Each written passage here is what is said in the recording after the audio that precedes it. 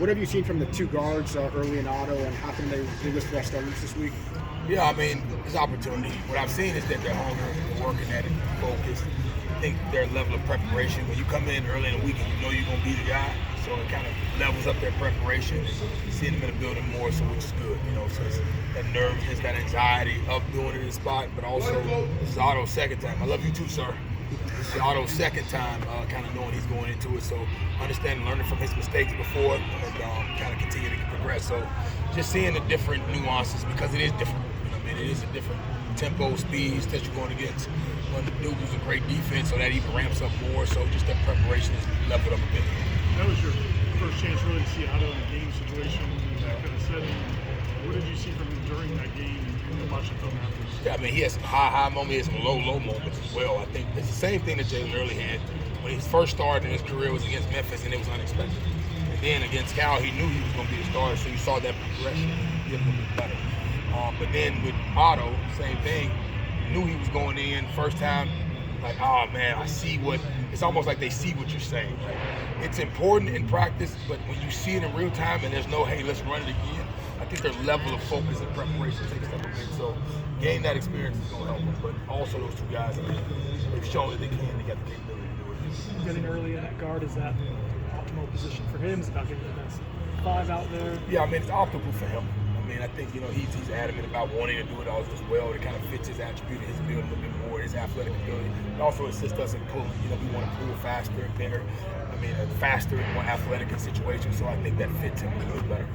What kind of response do you see from some of the older guys who maybe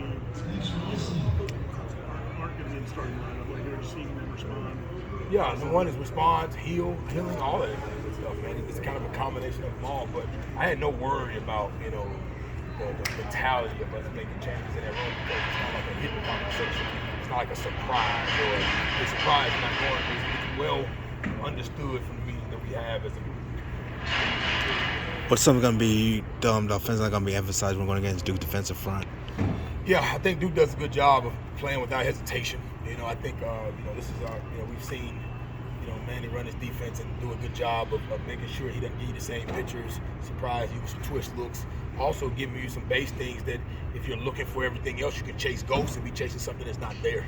So it's kind of like, like sometimes you just got to stay focused on doing the first thing first and prioritizing it. But also, it's not just his defense, it's also our identity and what we need to improve on going into the plan as well. Because we got a lot of holes and things we got to make sure we're hitting on before we even start worrying about somebody else. So it's making sure we're putting the guys in the situation, but also holding ourselves accountable to what's been and making sure that improves as well. Maurice, a couple snap issues the last couple weeks, and Coach Norvell said was something you hadn't seen in so long. How has he handled that? He's been fine. I mean, I think, just like anything else, whether it be kickers, snappers, throwers, guys that miss things like that, you have those lulls mentally a little bit, and you kind of get in the routine of the same thing. But also, I saw him make that mistake, and I saw him putting the work in after practice to go back to the drawing board and start over, because he's been so reliable at it. But sometimes you find a routine and you get comfortable like anything else, they smack your ass in the face and it'll make you humble. So now I got to go back to the routine that got me into this position. If not, then, he knows what happened. Coach Norvell talked after the Clemson game. I think there was a plan that didn't happen to maybe get Luke some action. I don't know if that could happen this week, but if it does, how do you balance that with two guys who probably could both be the future at the position? You're still splitting the reps at it. There's still certain things that we want to showcase, but they're both in there splitting the reps at it, getting the competition going, but also they're good relationships. So I think, that was the plan, but then Brock kind of got rolling pretty good, which is always going to be the case when you're playing two QBs, but also it just shows our belief in him that we're not scared to put him in there in the situation calls for him. What do you guys need to see from the receivers in a more consistent way? Drops have been kind of an issue in practice and also in the games. I think all of it, as you talk about inconsistency, you talk about the total offense. I mean, we've had too many times where it's one or the other, where the receivers are catching the ball, but we get a holding call. We break a run and get there, and then we get another holding call. Or we got a guy open and we get sacked. Or, hey, we guys open, we overthrow or we miss it. Whenever inconsistencies show up, it's happening from top to bottom.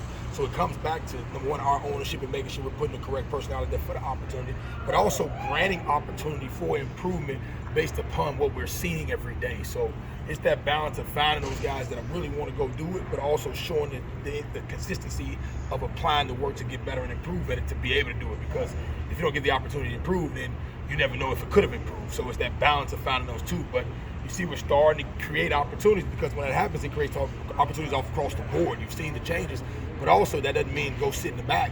Now you got to go improve them, because we're going to need you again. It's going to come back. It always comes back around. Where you might say, all right, get the guy out, and then eventually something happens. You got to rely on that guy again, and the work that he showed in that position is going to show up again. So still staying at it and still improving. Okay, thanks, Coach.